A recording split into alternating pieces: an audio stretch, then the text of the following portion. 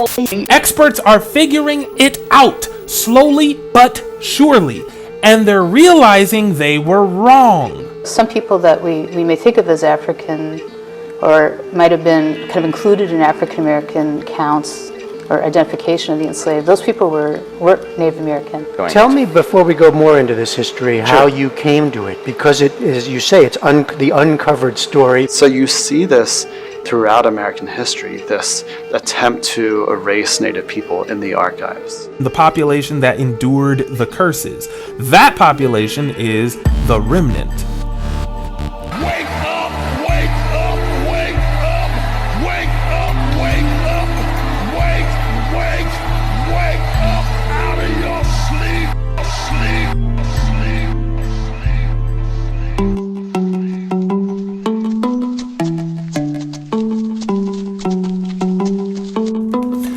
No one believes the Negro when she says she's Indian, and that's primarily because Indian slavery was rarely documented, whereas the enslavement of Africans typically generated an extensive paper trail. Let me reiterate, the trafficking, importing, exporting, and taxing of Africans is well documented, but Indian slaves are invisible on paper. We've been saying we were Indians since slavery started. We weren't lying then, and we're not lying now. Black people didn't just recently start claiming to be American Indians. We were identifying as Indians during slavery. Last year, I did a piece on freedom suits to show you just how many black slaves sued for their freedom based on attempts to prove matrilineal descent from an Indian woman. In episode 2 of the copper mining series, Hilo Hananiwaya also demonstrated how deep that rabbit hole really goes, with even more receipts. We have always claimed to be Indians from the very beginning, which is part of the argument Unehiya will be presenting to Congress. Today, we're going to look at an earlier chapter of paper genocide than the one people usually talk about. What we're going to do is what we mostly do on this channel, which is study the slave population statistics. But we're going to focus on the numbers that show us why so many slaves were identifying as Indians. More importantly, we're going to get our information from the most prestigious institutions in the country. And we're doing that specifically because I want to drive home the fact that this is actually all mainstream information. No one is hiding anything from you. As we speak, some of the most respected historians in the nation are admitting they were wrong about some very key details. For example, most sources suggest the enslavement of Indians was mostly just a 1600s thing that petered out in the early 1700s. Dodge the hijack. We're going to start with University of California, Davis, which is ranked number 9 nationwide out of all public universities, one of the top 10 best public schools in the US, and ranked 32nd overall. A celebrated historian teaches there, Andrés Reséndez, and in 2016, he published a book that's been highly praised, entitled The Other Slavery, The Uncovered Story of Indian Enslavement in America. The book was so critically acclaimed that Dr. Reséndez's research became an anchor source, the anchor source, for a project with the Smithsonian Institute. Starting at the bottom of page 4, the book immediately starts shattering myths about the enslavement of American Indians. Quote, Indian slavery never went away, but rather coexisted with African slavery from the 16th all the way through the late 19th century. This realization made me ponder more seriously the question of visibility. Because African slavery was legal, its victims are easy to spot in the historical record. End quote.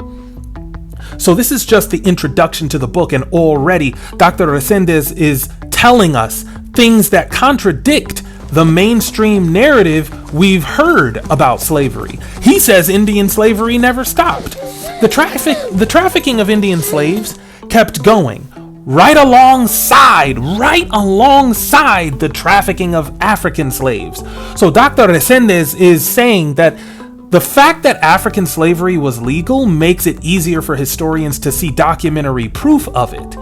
For those who are new to the channel, the enslavement of Indians was outlawed early in colonial history. So the whole point to this 2016 book from a highly respected historian is actually to prove that this has caused Indian slavery to be grossly underestimated, as evidenced by the History Channel telling us that, quote, throughout the 17th century, so 1600s, European settlers in North America turned to enslaved Africans as a cheaper, more plentiful labor source than indigenous populations and indentured servants, who were mostly poor Europeans, end quote.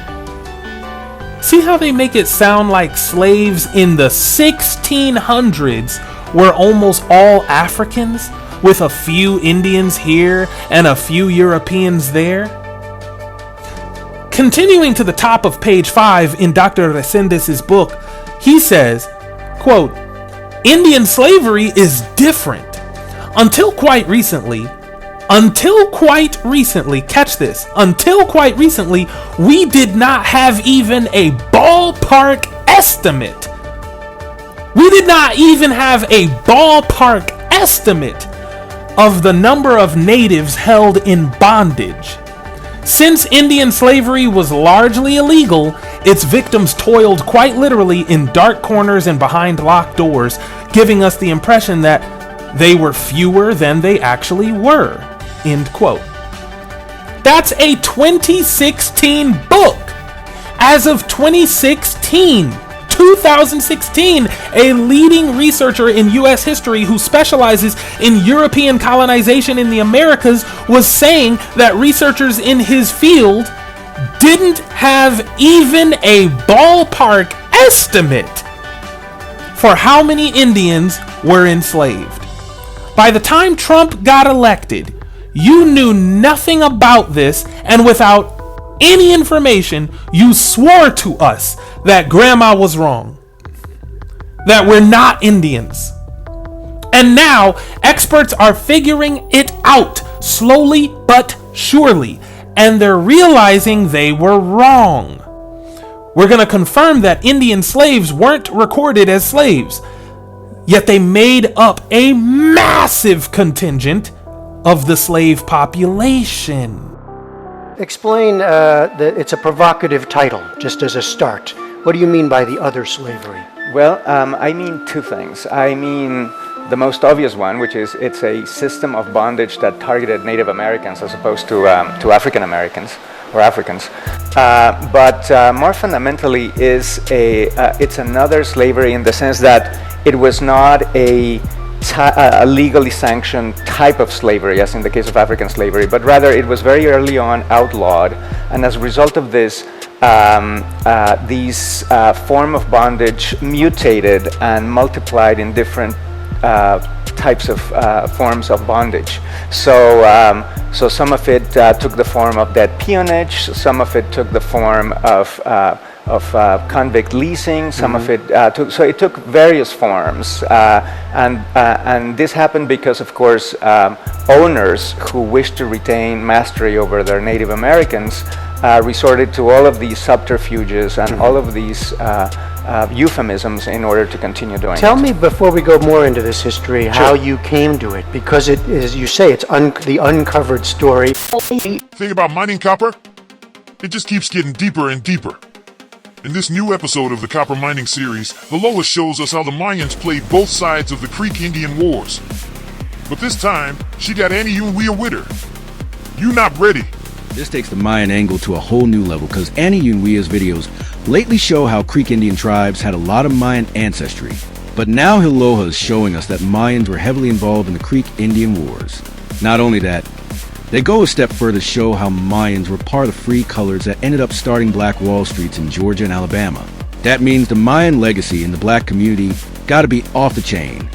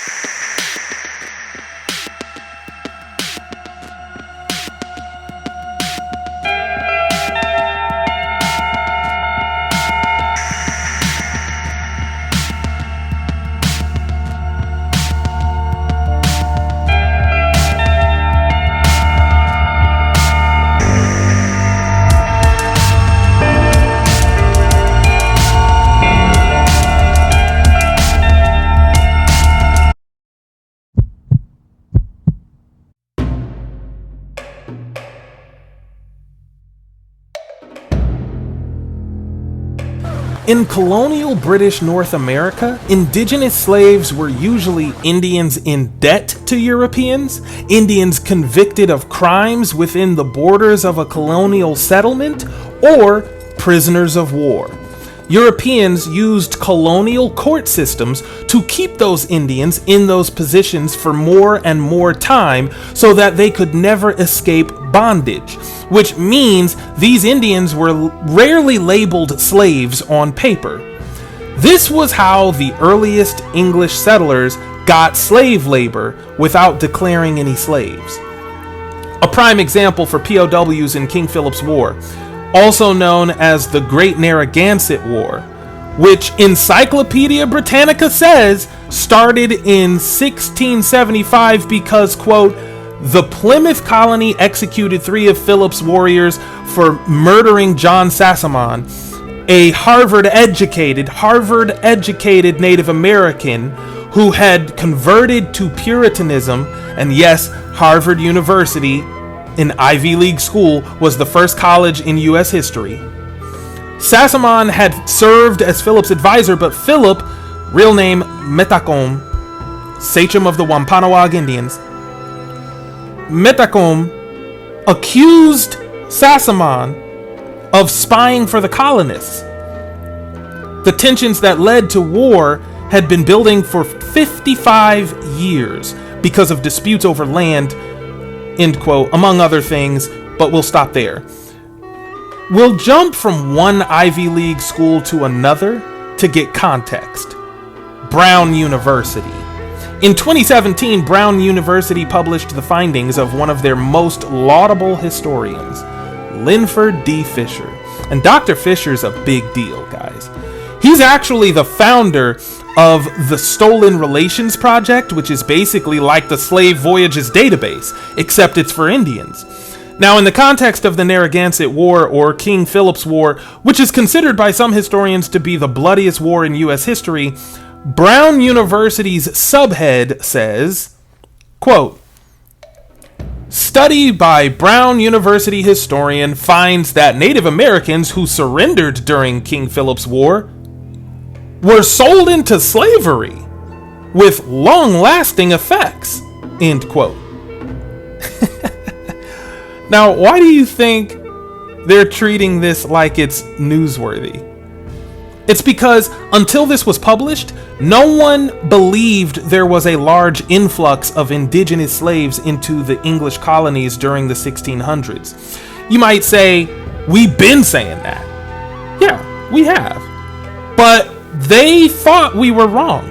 They didn't feel like there was proof.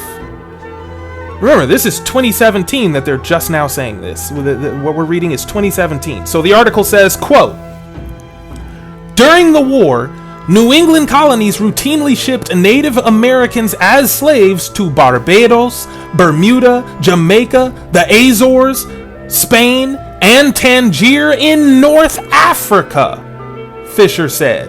While Africans who were enslaved did not know where they would be taken, Native Americans understood that they could be sent to Caribbean plantations and face extremely harsh treatment far from their homes and communities, according to the study. Fear of this fate, there was an intense fear of this fate spurred some Native Americans to pledge to fight to the death, while others surrendered, hoping to avoid being sent overseas, the study found. Sent overseas, all those places they were being sent to, it said at the very beginning of what I was just reading to you, this excerpt, New England colonies routinely shipped Native Americans to those places, right? Okay, end quote. Okay, so there was a growing fear among Indians about getting captured and shipped off to the islands, right? Some tribes fought to the death to avoid that, but the English had a lot of help from other tribes. And notice who the earliest slave sellers are. We're typically led to think it would be Virginia and Carolina, but actually it's New England, which was Massachusetts, Rhode Island, Connecticut, and New Hampshire back then. They never tell us those were slave colonies. Just to give you a visual, let's review what the Indians of Rhode Island looked like. This is a portrait of Ninigret, sachem of the Neantic Indian nation. This portrait was done in 1681, and it's currently sitting in the Rhode Island School of Design Museum. I've shown you this before.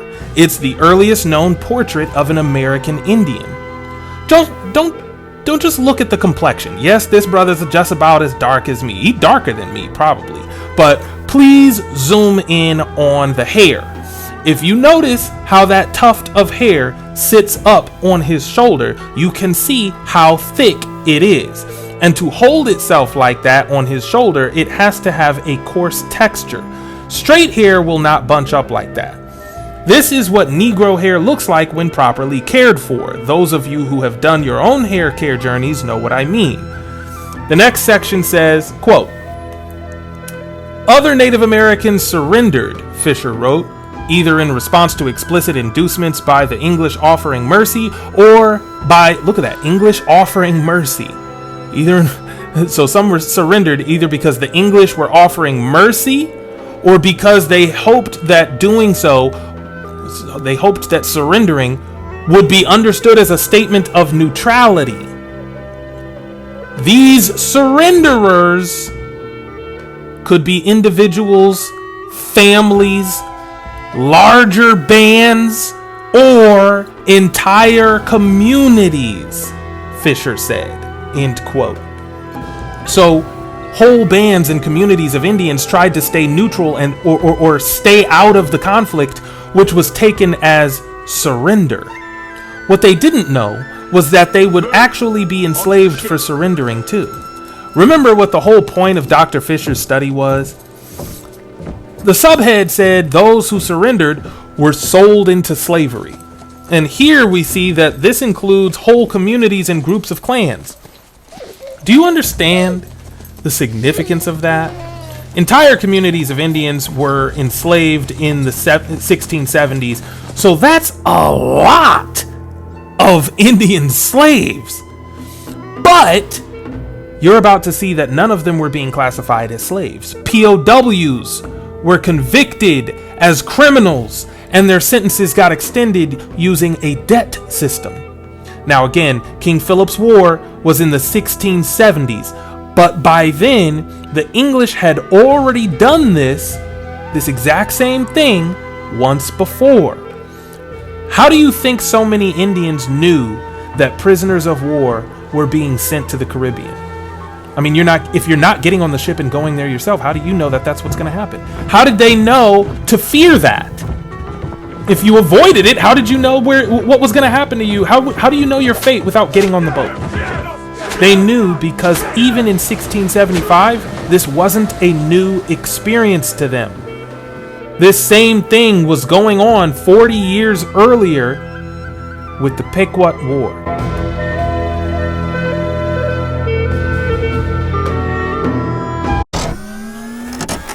And I recently completed a book titled Stealing America, The Hidden Story of Indigenous Enslavement in U.S. History. This book is a wide-ranging history of Native American enslavements. So one of the things I was trying to understand in this book is how the history of Native American slavery and the interconnection with land stealing had been so hidden in U.S. history. it became pretty apparent to me, first of all, that there is a lot of evidence of Native American enslavement throughout American history, if we're willing to dig through the archives and try to find evidence for this. But also, in many cases, there's what some Native scholars have called documentary genocide, where the race and identity of Native people have been obscured. So you see this throughout American history, this attempt to erase Native people in the archives.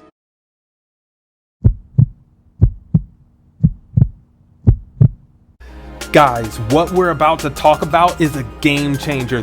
In short, Unehiya is a small team of highly capable individuals trying to lobby Congress for federal recognition of Black Americans as pre-Columbian American Indians. I'm one of them. I'm the public information officer, so I'm out front recruiting and providing information. I'm also handling PR because of my background in print journalism. Right now, we're focused on a well-planned lobbying campaign to get the Negro recognized as the American Indian, and our campaign strategy hinges on exploiting a quasi-legal precedent in an amendment proposal for a dormant Senate resolution that already exists. I want to appeal to everyone watching this video to support the campaign by joining Unehiya. And guess what? You don't even have to know a single thing about politics or history. Just help us build our list of demands and help each other use Unehiya's genealogy tools to identify your ancestral tribes.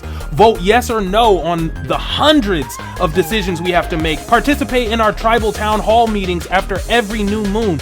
Look, I'm not asking for super chats or any other donations to my own pocket. If you've got any spare change, use it to become a stakeholder in Unehiya, which can be done for as little as $7. You can opt into stakeholder leadership for about $20 if you've got the budget for it, which gives you greater voting power on the decisions we make as a tribe. Believe it or not, it only takes 5 minutes to help us reclassify ourselves as Indians. Let's go!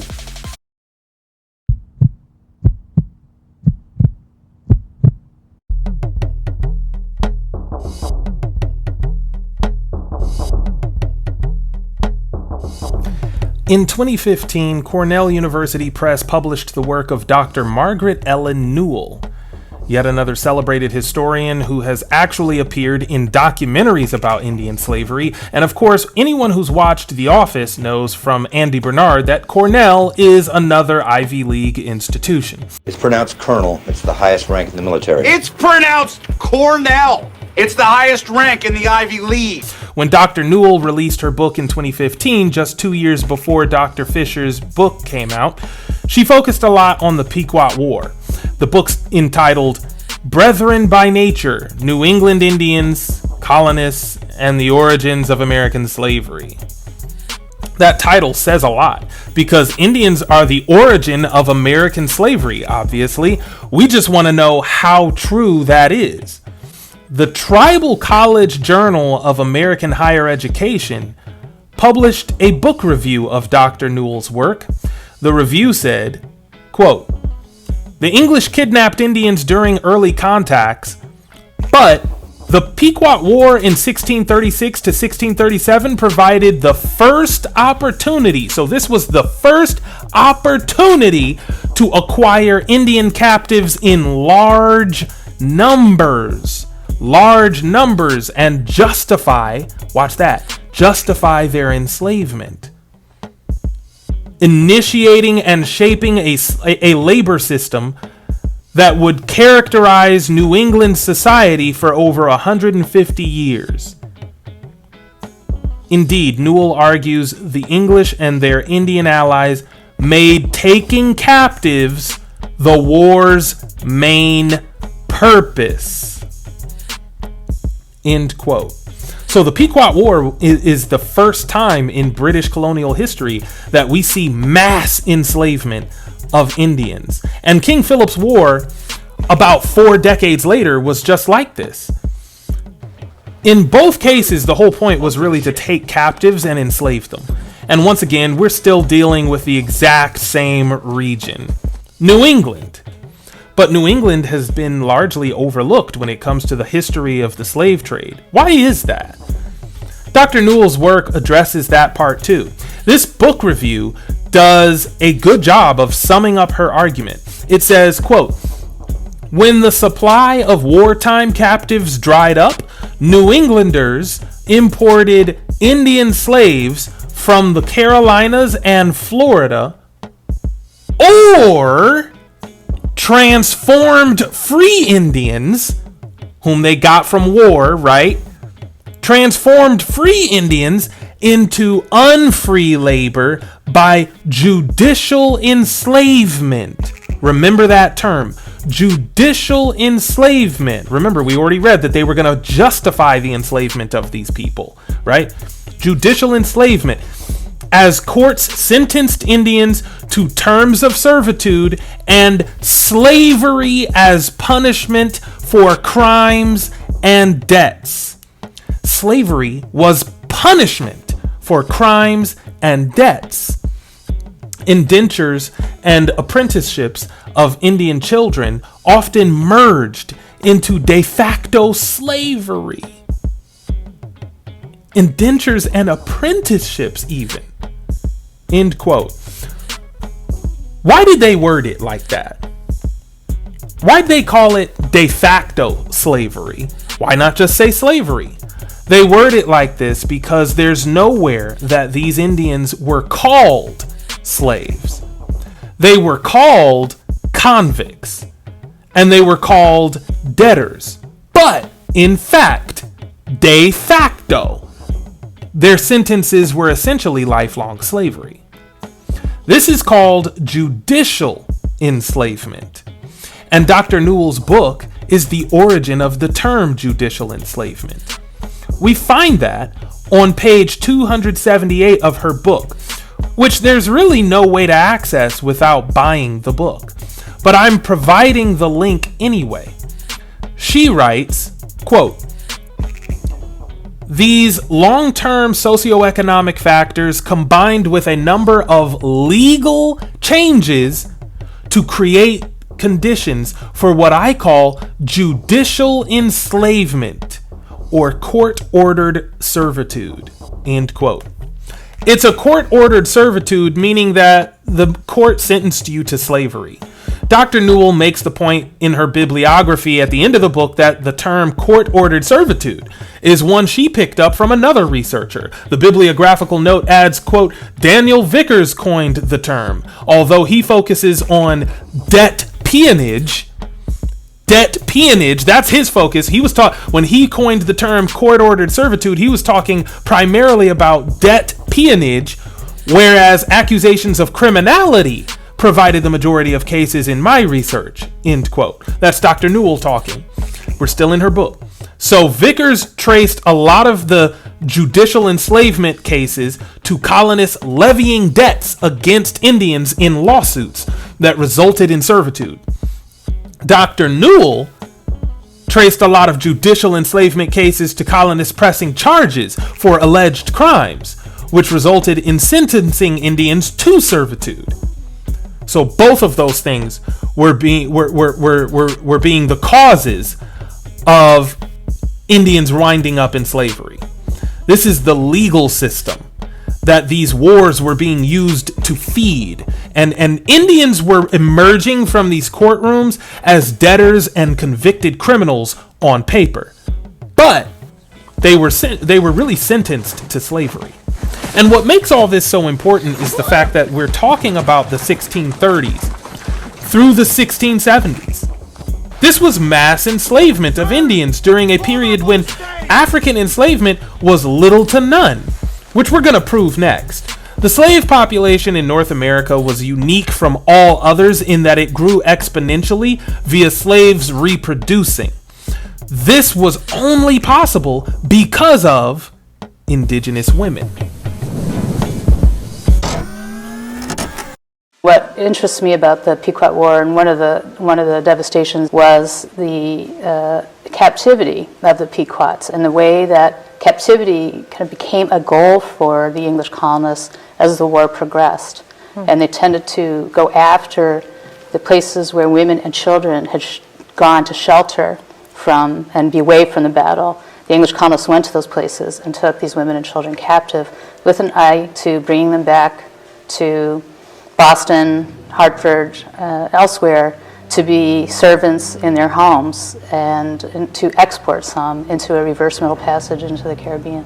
And we don't talk a lot about slavery of the indigenous people. How did it begin through the English, and why is it not talked about as much as we talk about African American slavery? But I think the Pequot War is important because it really initiated this this enslavement of local indigenous people by the colonists of New England that became a characteristic of their labor system and of their relations with Native Americans, and a major outcome of most of the wars involving English colonists and Native Americans almost up to the American Revolution, through the 1750s. So I think we've forgotten it in part because the enslavement of Africans is such a big American story. It's so big, I think it sort of overwhelmed the story of indigenous slavery. And also some people that we may think of as African or might have been kind of included in African American counts or identification of the enslaved, those people were Native American.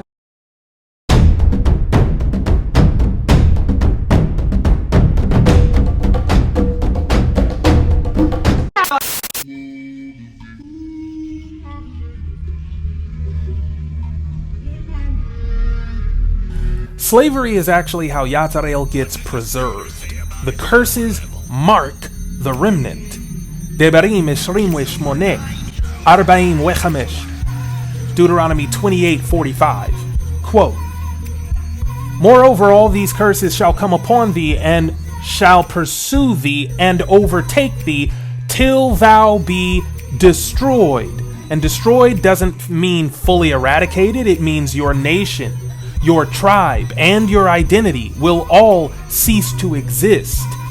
But the next verse says, quote, "And they, the curses, shall be upon thee for a sign." The curses shall be upon thee for a sign. It's marking who the people are. That's what it's a sign of what? It's a sign of who Yatzarel is. The curses are a sign of who Yatzarel is.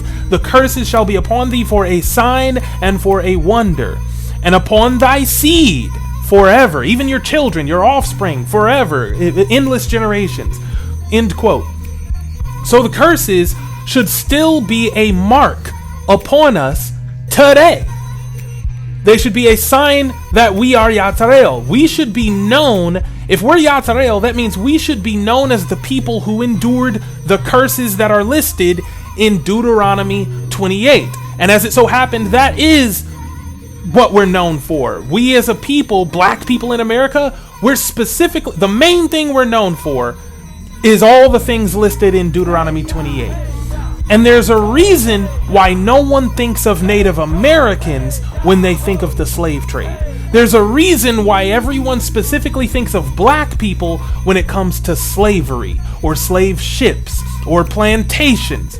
Even with all the information we're covering today, the American Indians who were enslaved were simply the foundation of the very same black people who are called African Americans, quote unquote, today, not Native Americans. Back in 2005, the Gilder Lehrman Institute of American History published an essay by Ira Berlin, a white University of Maryland historian and winner of the Bancroft Prize and the Frederick Douglass Book Prize. He wrote, quote, "Just as the Chesapeake was about to become an extension of West Africa," meaning what? Because of all the slaves coming out of West Africa and coming into the Chesapeake region. The Chesapeake region is where Maryland and Virginia touch the water, the Atlantic Ocean. Just as the Chesapeake region was about to become an extension of West Africa, the dynamics of black life changed dramatically.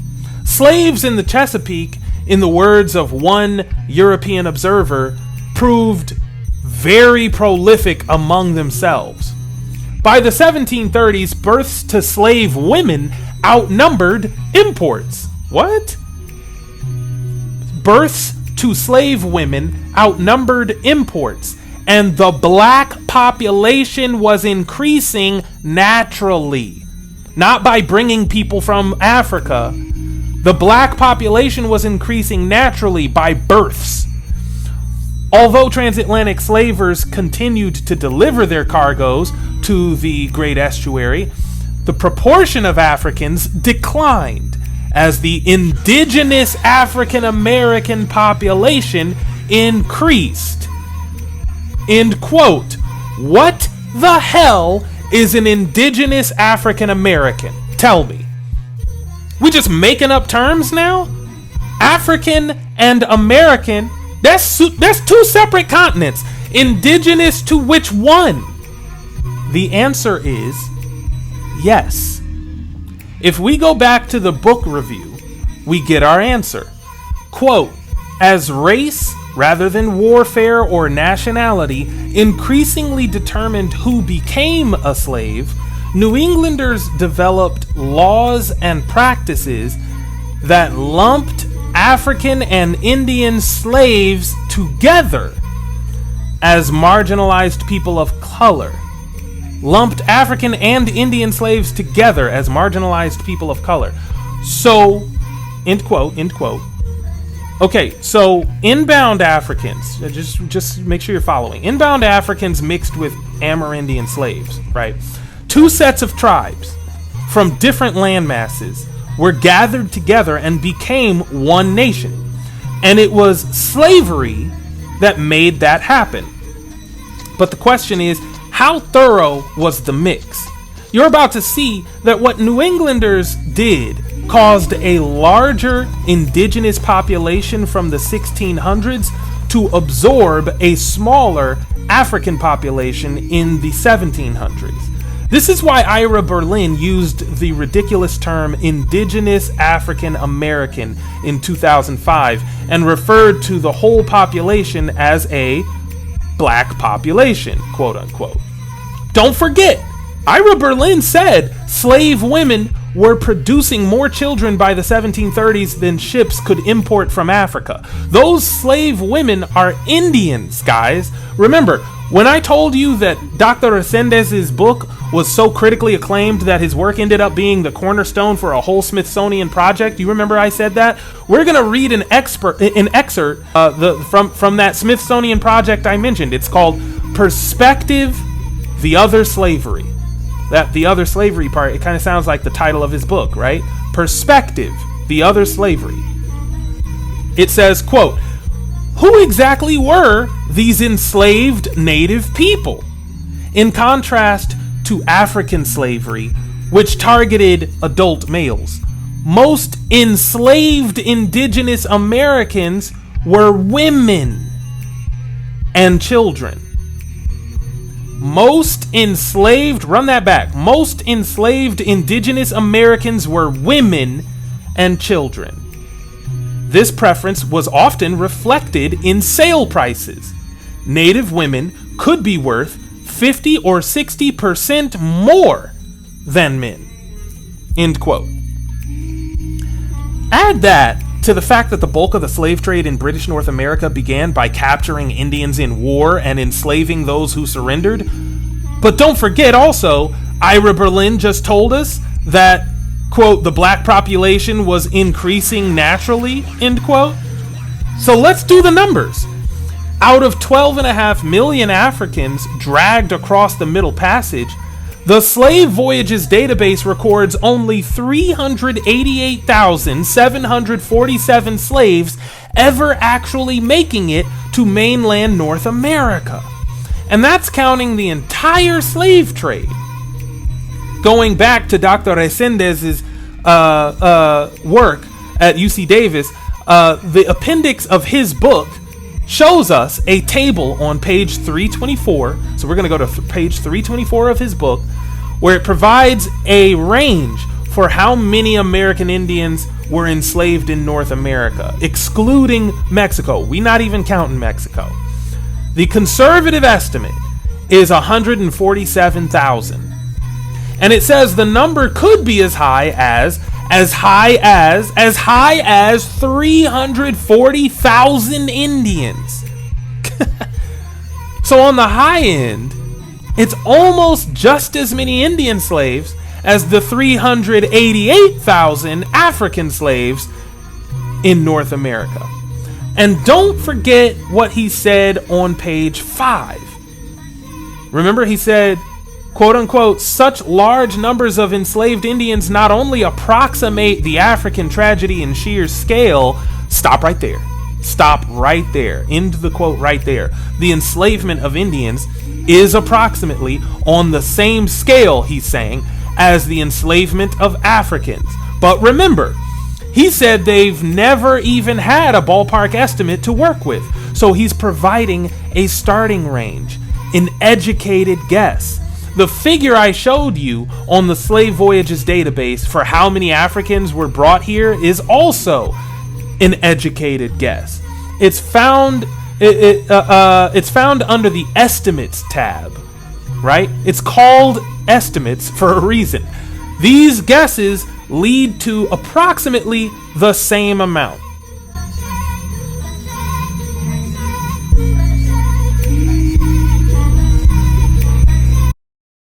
Get exclusive access to all new episodes of the Copper Mining series by joining Unehiya as a Red Stick stakeholder.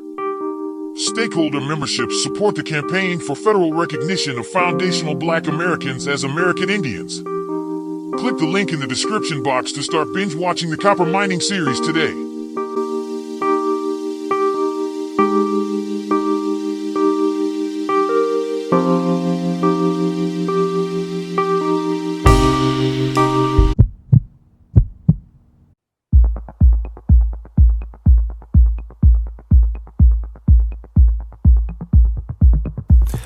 It's a big deal that there's just as many Indian slaves as African slaves too, because in other videos, we've talked about how the slave population later got added to a mysterious free coloreds population that lots of genealogists and historians keep tracing to Indian heritage. But also, if you've been watching this channel a long time, you already know the biggest problem with slave trade statistics is the birth rate. The census right before the Civil War, which was the 1860 census, shows a whopping 4.4 million colored people in the US. How could 388,747 swell to 4.4 million before they could even all get there? According to Dr. J. David Hacker, a white demographic historian whose work has been featured by USA Today, this required an almost inhuman birth rate that he describes as being, quote, near a biological maximum for a human population, end quote. On page 50 of his book, Dr. Resendez adds that, quote, of all the Africans carried to North America from the 16th through the 18th century, males outnumbered females by a ratio of approaching 2-to-1, and they were overwhelmingly adults, end quote. A sex disparity slanted against the childbearers only makes it harder for the slave population to expand so much via reproduction. And in past presentations, I've shown you this same fact from other sources. Therefore, what we see is that all experts agree the African slave population was mostly male. African women weren't even being brought here. So how would the African slaves procreate so successfully under harsh adversity to experience such a legendary population boom without enough African women? It's only possible because of Indian women. A 2025 ThoughtCo article puts it all together for us. Quote, as the trade of enslaved indigenous peoples gave way to the trade of enslaved Africans by the late 1700s, by then over 300 years old, this slave trade, indigenous women began to intermarry with imported Africans. Indigenous women, run that back. Indigenous women began to intermarry with imported Africans, producing offspring of both indigenous and African descent, whose indigenous identities became obscured through time. This is what happened, y'all. And they know this. In the colonial project to eliminate the landscape of indigenous peoples, they simply became known as colored people. through bureaucratic erasure in public records. Okay, aka paper genocide, documentary genocide, right? In some cases, such as in Virginia, right, because we have many cases of this, and Virginia is just one. In some cases, such as in Virginia, even when people were designated as indigenous on birth or death certificates or other public records, their records were changed to read colored. Come on now. Their records were changed to read colored, even if they didn't say so before. Census takers determining a person's race by their looks often recorded them as simply black, not indigenous. End quote. What have I been saying in one video after another? The enslaved Indian population absorbed the slaves trafficked from Africa, and then the free-colored population, which was also mostly Indians, combined with them to make one big colored population. And everyone just forgot that that's what happened, because information doesn't get passed down from generation to generation very well. It's not that anybody's trying to hide this information from you. If there was a conspiracy to cover up your identity, why is it that in recent years, so many of the most celebrated historians are shifting toward acknowledgement of facts that prove our point? Respect Hanlon's razor, which says, "Never attribute to malice that which can adequately be explained by stupidity."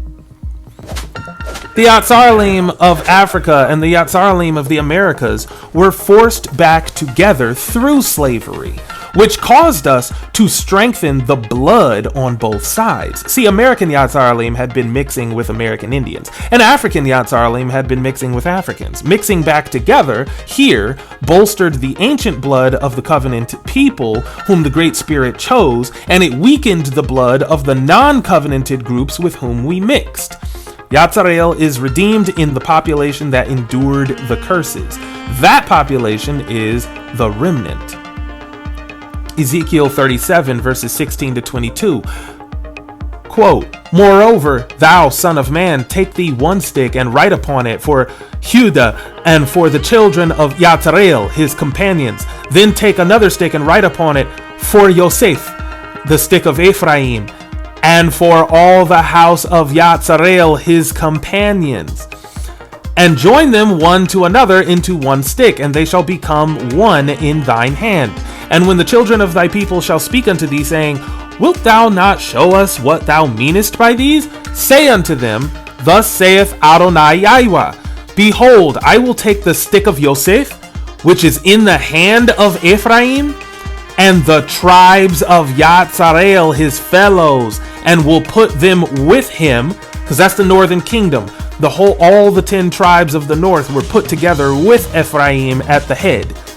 "Even with the stick of Judah," indeed with the stick of Judah. So it's not just going to be them who gets added to Ephraim, who gets added to Joseph. It's not just going to be the 10 northern tribes. It's also going to be the southern kingdom of Judah. Indeed with the stick of Judah, and make them one stick, make them all one stick, and they shall be one in mine hand. And the sticks whereon thou writest shall be in thine hand before their eyes. And say unto them, Thus saith Adonai Yahweh, Behold, I will take the children of Yatzarel from among the heathen, whither they be gone. That's the gathering. And will gather them on every side, and bring them into their own land. See, you were scattered, but now you've got to be gathered. But notice that what he mentioned before the gathering is putting the tribes together. Before you're gathered into the promised land, you're gathered together physically. And I will make them one nation in the land upon the mountains of Yatzarel. That's when we come back to the promised land. And one king shall be king to them all. And they shall be no more 2 nations, neither shall they be divided into 2 kingdoms anymore at all. Why? Because we combined already before we were gathered. There are no more tribes. All the tribes have become one. I'm shaman Unehiya Abyatsid Kenu, a Mulwe of Ichiti Indian ancestry, which is Itsamaya, mixed with Yuchi and Cherokee, but also descended of the Pamunki Indian tribe mixed with the Igbo of Nigeria. Native Americans are the Indians who did not endure all the curses. They look white now because that's what it means to be destroyed. The Indian in them was killed, and the European in them is what remains. The Yatsaralim are all that remains of the original Asians, which were black people. And whereas some of us migrated to Africa and some of us migrated to the Americas, the curses followed us and forced us back together.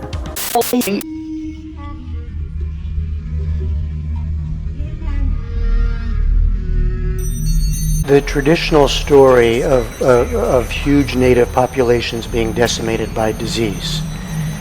Are you not buying that, or is it overplayed, or? That's exactly what I argue in the book, that it is overplayed. That if you look, for example, as I do in the book, at the large island of Hispaniola, which is the island now shared by the Dominican Republic and Haiti, and you look for instances of mass epidemics, they occurred only in 1518, so a full quarter of a century after Columbus first set foot there. But if you look at the censuses of Indians, you realize that they are disappearing before there are any reported epidemics. Of course, I cannot be sure, I cannot completely rule out the possibility of unreported epidemics, but the only explanation is that they found the largest gold deposits in the Caribbean on that island of Hispaniola, and many of these Indians were essentially drafted and taken to these gold mines. The first and died doing that. And died doing that. In ways that I try to explain. So what I say in the book is that there's a synergistic relationship between slavery and epidemics, because these slaving raids essentially spread disease, and the death of many of these slaves prompted additional raids to replace the dead workers.